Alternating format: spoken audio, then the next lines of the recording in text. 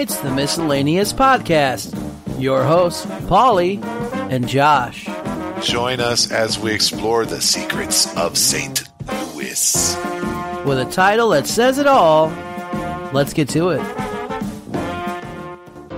Hey Josh, how you doing today? I'm tired. I'm sorry, buddy. Rough day at work? Yeah, that's alright. Well, we have a choice of a few things. We have... What the government did to us. I don't want to know what the government did to us. I want to know later. Okay, we have the Charles Lindbergh and how he's connected with St. Louis. We have stuff that's kind of creepy, kind of cool. Which would you like to do first? VP Fair. Do you remember the VP Fair back in the day? Yeah, I remember. I remember when it was the VP Fair, and I remember when they changed it to Fair St. Louis. Yep, it was about mid-90s. Okay, well, the VP Fair stands for Veiled Prophets. Now, this starts back in 1876. There was a grain executive and former Confederate cavalryman named Charles Slayback. Now, he called a meeting with all the local businesses and civil leaders, and it didn't really go. They had like a big party. He kind of expressed that he wanted a secret society, but they were kind of like, well, we'll talk about it later. And then the Great Strike of 1877 happened. And it was a railroad strike. And by the time it hit St. Louis, it really started coming to a head. This was right after the Civil War. And surprisingly, 1,500 whites and blacks who were protesting, they were working together. And that pissed off a lot of people. For 1 week solid, no trains were running. The major travel was train. Yeah, everything was trains. Train or horse, take your pick. So the federal government then came down to St. Louis, and they in St. Louis were working together, and they created a special police force to get rid of the protesters. 18 people were killed during this cleanup of the riot. Wow. Mm-hmm. Now the strike ended nationally 45 days. So that's pretty good for a strike, I think, 45 days. Well, you can't make an omelet without breaking a few eggs. Then the year after that, in 1878, Charles Slayback, the Confederate cavalryman, he calls a meeting with the local businessmen and the civil leaders again. This time his intentions was to form the society. They wanted to make a secret society for the elites of St. Louis, the really rich people. They wanted to kind of make it a New Orleans theme. They wanted to create a myth that came along with the Veiled Prophets. So they called it the Veiled Prophets of Khorasan. A mystic traveler who inexplicably decided to make St. Louis the base of his operations. That sounds kind of dumb, but, okay. So now everything is done. The Veiled Prophets is now established elite secret society, and it's time to celebrate. Now, you gotta do it in a certain way, I guess, if you're really, really rich. You need to show them, the common people, that you are above them and you are better than them, so let's throw a parade. Who's gonna say no to a parade? Or the parade was supposed to be a slap in the face. So for over 200 years, this parade has been going on. Crazy, huh? Yeah, but you know what? That's kind of like telling a joke that no one gets to punchline to. We're going to have this great grand parade to show that we're better than you, but the common people don't care. They're like, throw candy at us. We love you. No, not only that, but can I say something about this? A mystic traveler. Dude, seriously, you're going to create like this secret society based on some fucking alien? Sounds good. People fell for it. I mean, you stir up enough Kool-Aid and you're okay. Yep. They did more things with the Veiled Prophet. They did a ball. It was called the Veiled Prophet Ball, commonly referred to as the VP Ball. You ever heard of that? Nope. Every December they'd have this ball, and it's for all the elitists.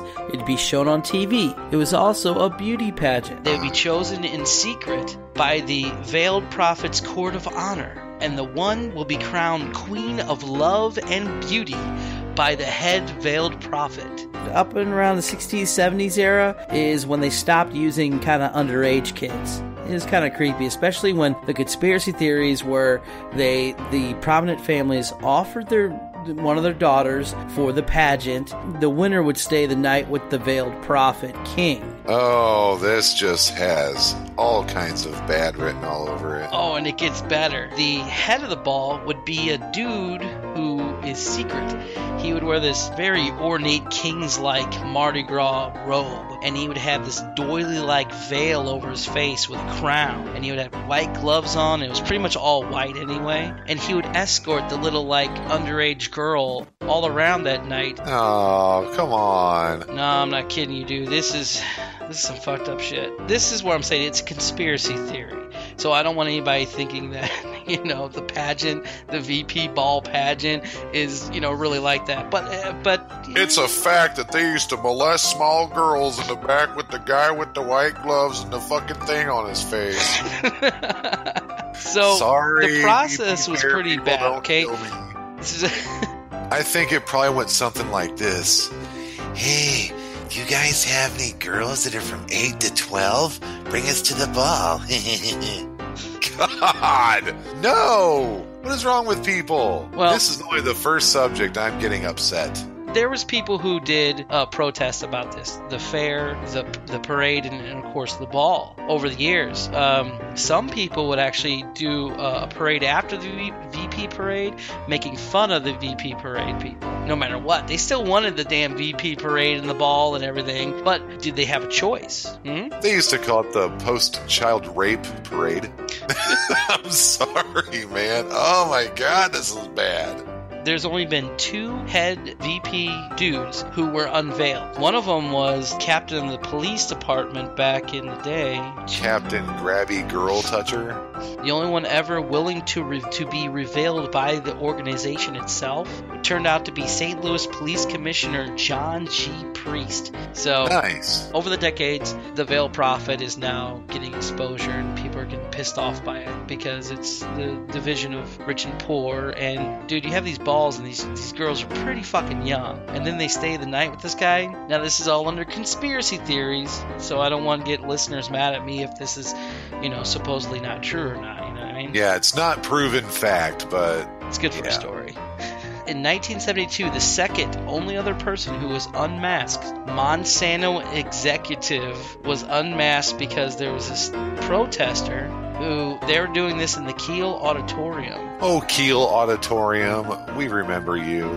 And she had jumped down. Oh, wow. Yeah, she had jumped down, and while they're walking up on stage, pulled off his veil in live TV. Wow, that's... Activist Gina Scott dramatically slid down a power cable, like Mission Impossible, and unmasked the unthroned prophet.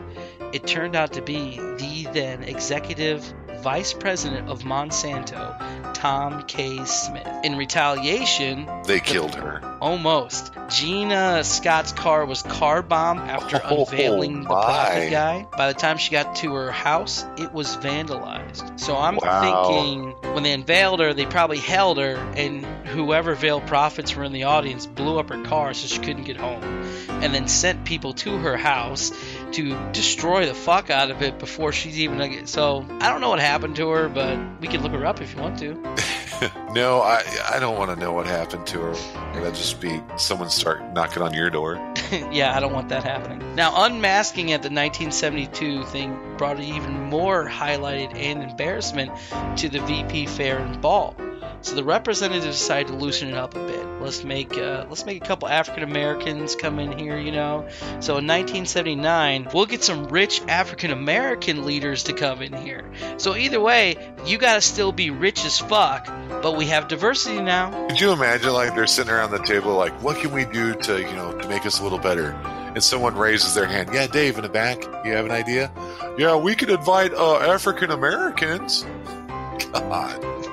But they still have to be rich.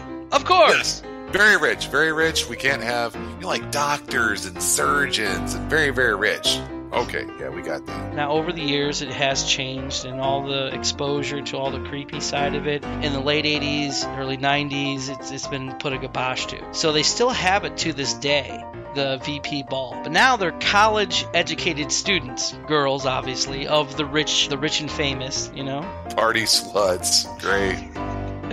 And But now they have to go through a whole process where they actually do so much community service. They have to have so much grade point average, and they, don't have to be so pretty like they used to be, or some weird shit like that. Oh my. Yeah, sure. Yeah, with some notable notes. Oh yeah. So the very first girl ever to be offered up to the Veiled Prophets was the creator, the guy, the Slayback. His daughter Susan Slayback was offered up. Oh, that's just gross. It's kind of creepy, isn't it? People who have names of streets in St. Louis, their daughters eventually made this list. In 1922, a very familiar name comes up from a local beer company, Alice Bush. In 1922, she was the winner of the Veil Ball. Oh, daughter of, what's his name, Bush?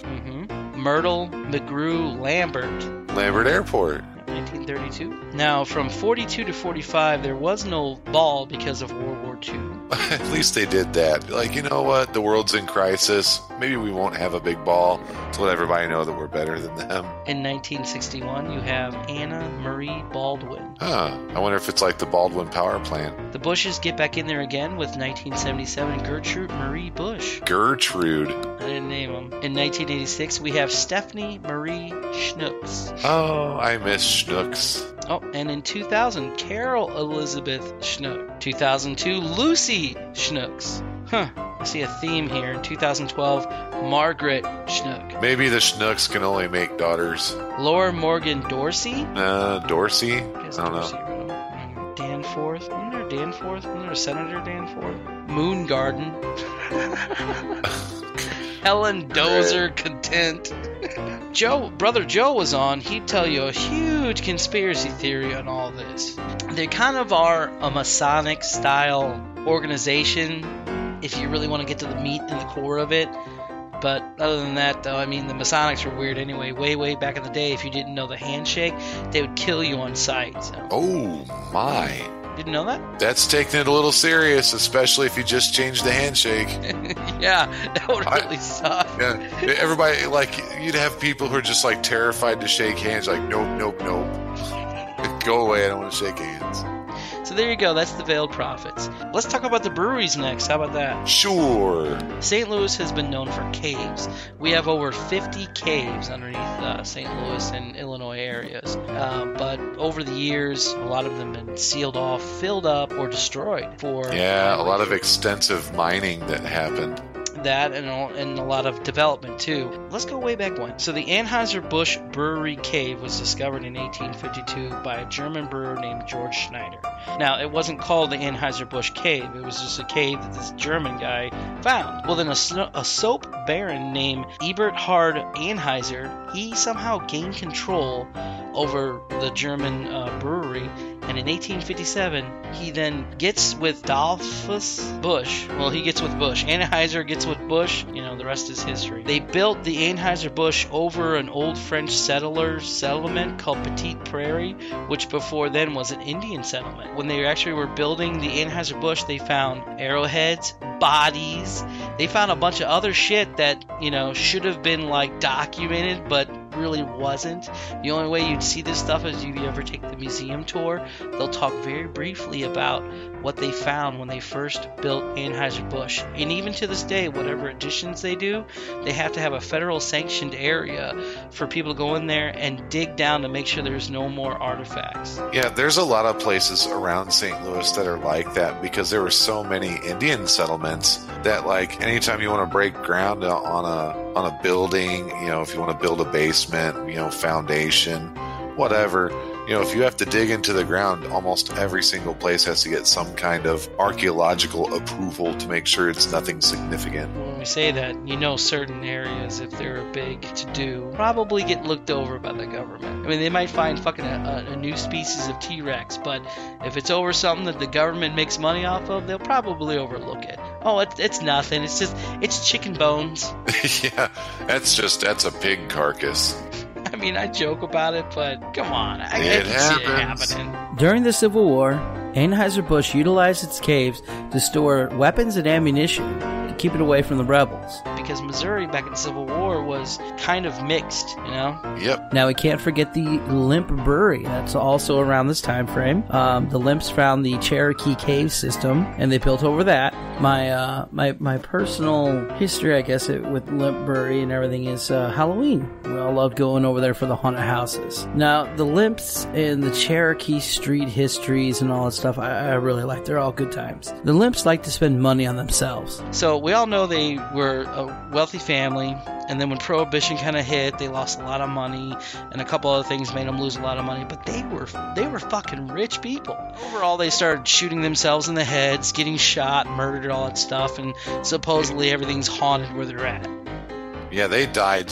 All of them, almost every single one of them died some sort of very tragic death. Which is sad. I feel bad. Did you also know that around the areas of the breweries and around the areas of Cherokee Streets were underground cave brothels? I did not. And also above top brothels, but it's just funnier to say, you know, they went down the cave and got a little schism, bism. Can you just picture them coming back up? Yeah, you have like the brothels on the street. You're like, hey, honey, like, no. I want a subterranean hooker. Thank you very much. So the Limps really utilized their caves. Off Cherokee Street, there was a couple portals they used to drop down ice because the caves were always around 50 degrees.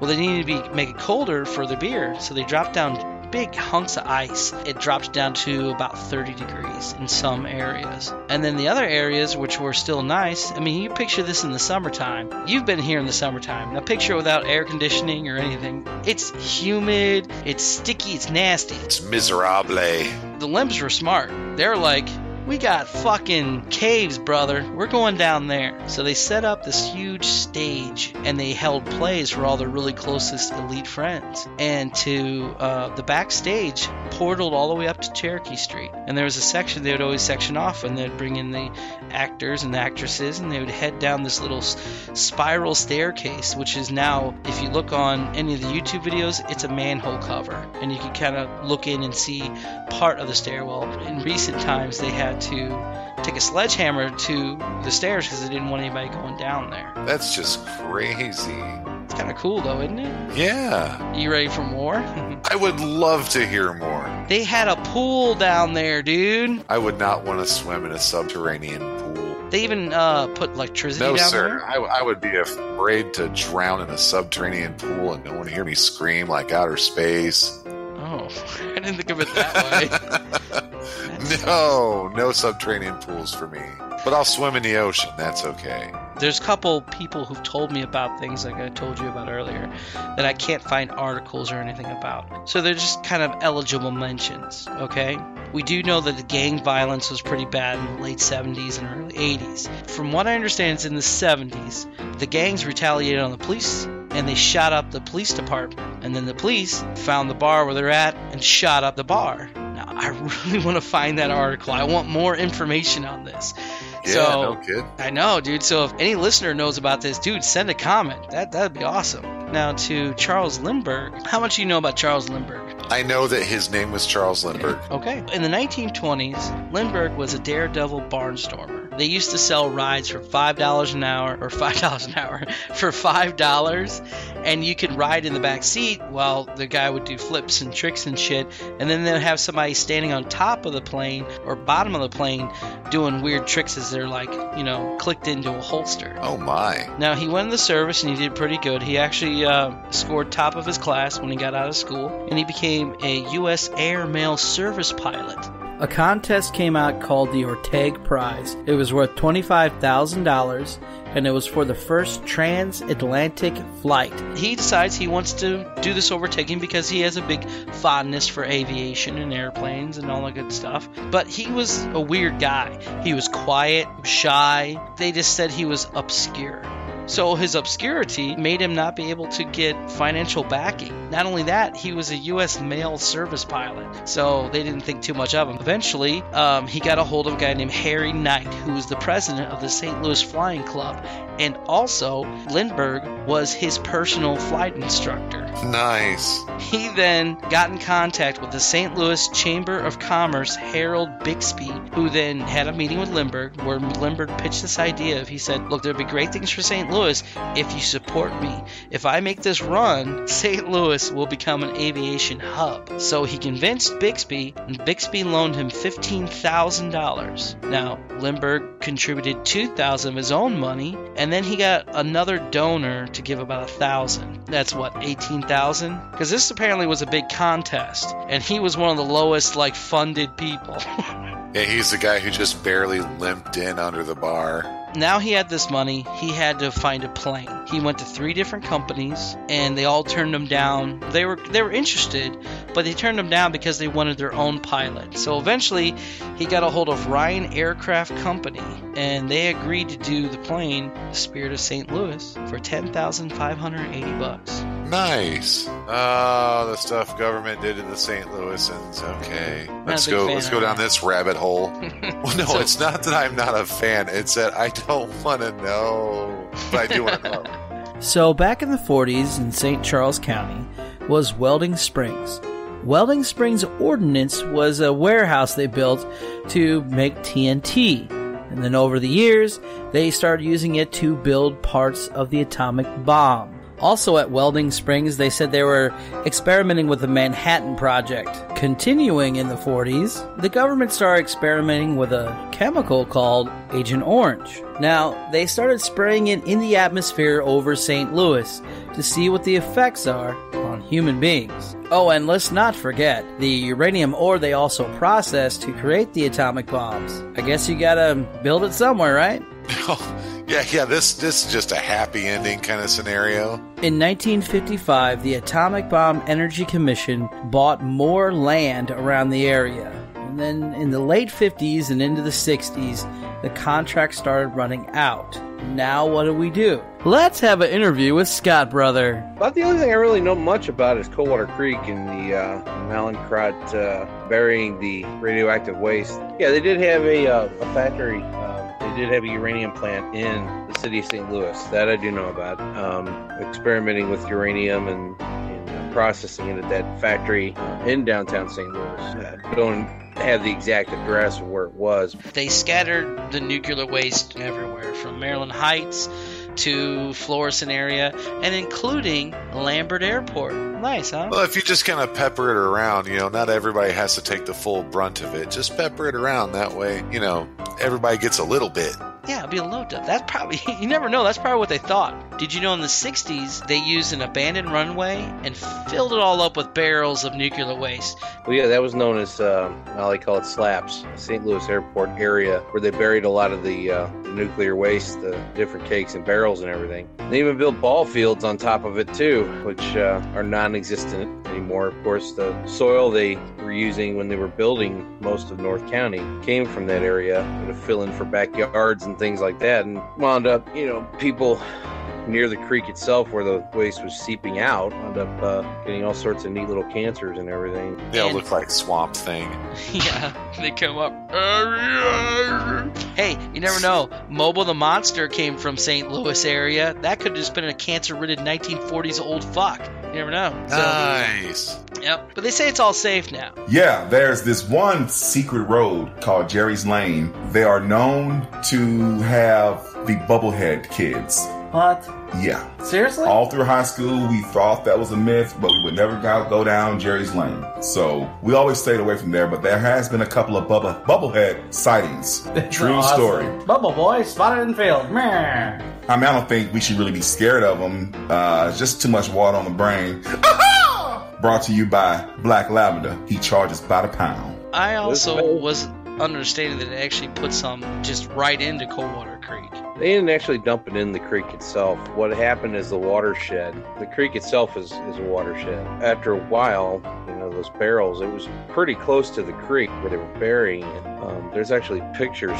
Actually, there's a Facebook page called Coldwater Creek's Just the Facts, Please. And they actually have articles on pictures of where they were burying the nuclear waste over there near the airport, pretty much under the airport. And it had been sitting there for years because they figured, well, this area is not going to be developed anyway. It's just empty area. So let's go ahead and just put it here. As a result, Little did they know that when the barrels start corroding and seepage happens, and then you get rainwater and groundwater, and of course that's going to leak into the watershed. Well, they didn't realize that, and next thing you know, the creek has nuclear radioactivity going through it. Which is crazy because you, me, and Joe brother, we lived in the creek for many, many, many years. We did everything in the woods. I say we had the main creek that was behind our woods was part of a spring, and that spring actually led into Coldwater Creek. And I remember us playing down in that water, where Fox Haven crosses over that big drain pipe that we used to ride our bikes through. Being a child of the 80s,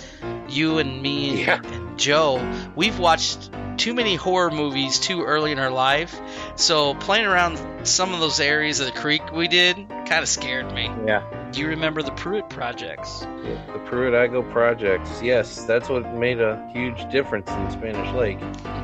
Now, it was low-income housing for the inner city. Along with that building, other buildings around St. Louis were equipped with this spraying system that would spray some kind of form of calcium, but it was irradiated calcium, into the air, and they wanted to measure the results of the lungs. Like, they wanted to measure if it would fuck up your lungs over time. And they actually have videos of them installing these sprayers. I actually have people who I've met who've seen them being installed, who actually went by them when they're like doing their timed spraying into the air, or dropping of it, I guess. Oh, that's so like the government. That I've never heard. Honestly, that I've never heard of. It's crazy. I would not doubt it by any means. I met a guy who knew a guy who helped to the administration for the Pruitt-Igoe and shot himself in the head when all the shit was going down. Fun fact. That makes me so happy. Thank you. Yeah. You just brightened my day.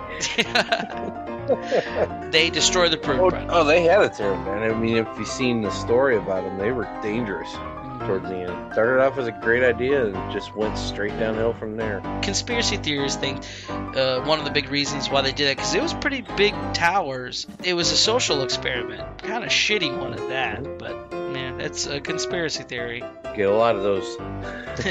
Now, on top of them being irradiated with, or they've been getting dustings from the United States government, they had to be relocated when everything was destroyed. So Florissant was around, but all that was farmland. And we've known that. We've lived there. Would you have remembered any of when they first started moving in, they created all the different townships and everything, like Blackjack and all that? Yeah, I remember them, especially on the news, they were talking about the apartment complexes. They built a lot of apartment complexes just popping up here and there. The suburban areas, too. It's just like, made no sense. Why are you putting an apartment complex here? And that's when you noticed a lot of the people from Pruitt-Igoe were moving into them because they had nowhere else to go. You have to put them somewhere.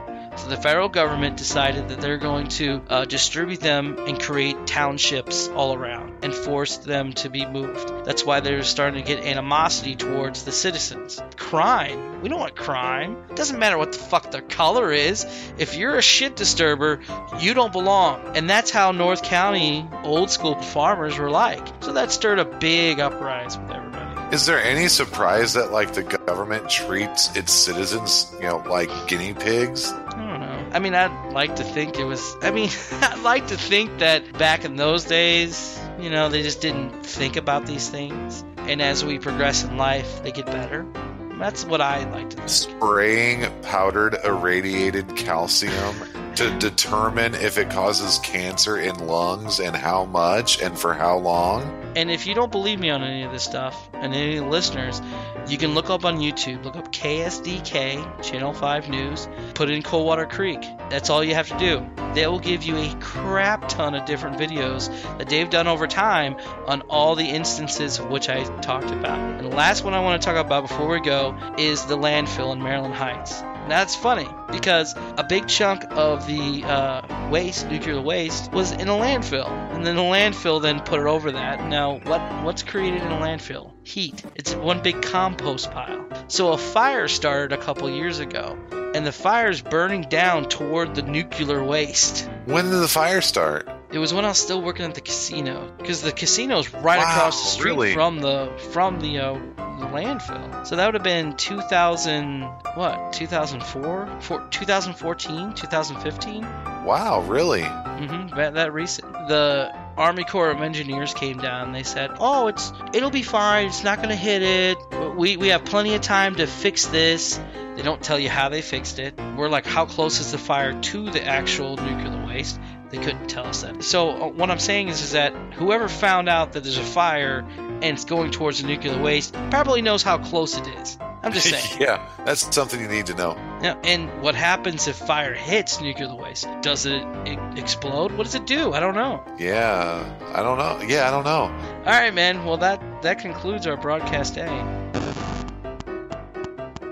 You there?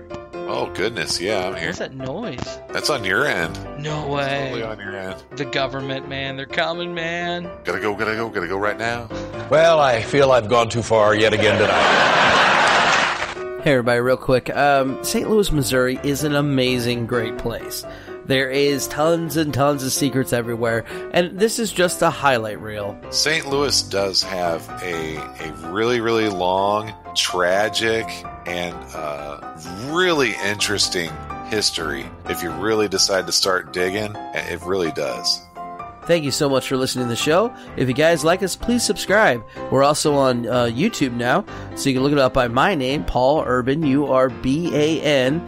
You put the Miscellaneous Podcast right behind us for easier searching things. And in fact, just go to channels. It's a lot easier when you have all that on there. Scroll down, you'll see our little yellow icons. You can listen to our previous shows. However, though, we do have things like, things are split up into parts 1, 2, and 3. We're trying to work on that. I'm trying to figure out what I'm doing wrong. All right, but please leave a comment. We'd love to hear what you guys think about the show. Thank you very much. That was pretty hard S's. The secrets of St. Louis. We are Cheshire cats. I'm half snake.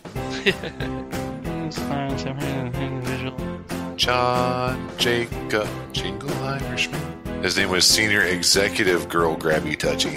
Or you hate me saying Charles Lindenberg, but whatever. Lindenbergenstein. Wildlife, when we were back there, were more rough. I mean, they come at you, dude. I've had spiders, come at me before. I've had squirrels come at me before. And I've had weird dogs chase me for no reason.